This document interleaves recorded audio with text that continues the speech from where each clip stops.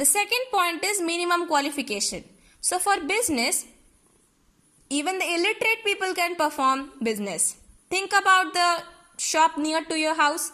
The shopkeeper who owns the shop, how much literate he is. Definitely he might be highly literate or might be illiterate, but there is no minimum qualification of starting a business. Profession, for a profession, we know that yes, there are specialized knowledge which is required to enter into a profession. We have understood the term specialized through various examples in yesterday's lecture as well as today's lecture. The third employment says that qualification required depend upon the job. Yes, in employment we have seen that there are many people who work as an employee in a job, and think about the very vacancies that comes out from the government sector where they ask for students who are 8th pass, 10th pass. What is this? This is the eligibility criteria set by the employer. The nature of work, we have explained it to you. The nature of work in business is production, sale, exchange of goods and services. I have explained this term through example in the last session's video. Profession, it is providing specialized services. Like I said you, a doctor will provide services to patient. A teacher will render his services to student by teaching. But a teacher cannot prescribe medicine to a patient.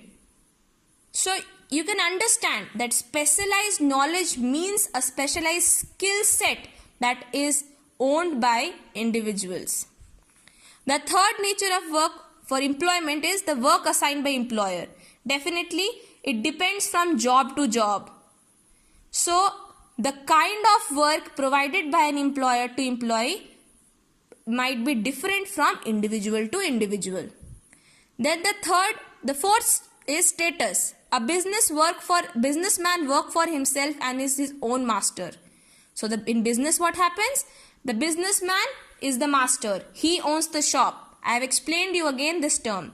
That if there is a profit or a loss, the businessman is solely responsible for it.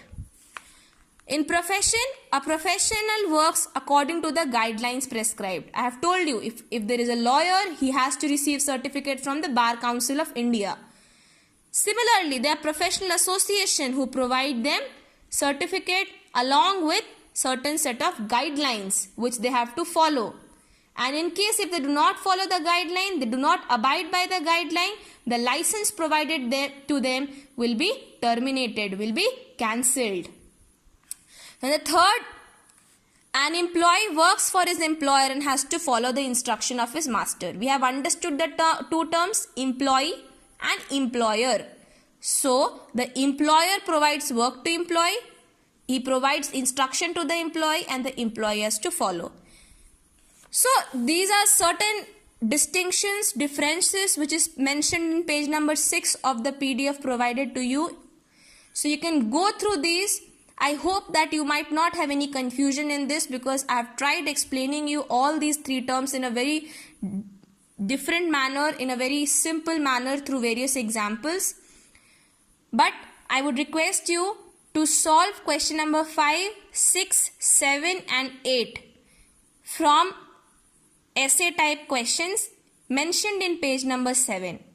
So today was the last session of chapter 1.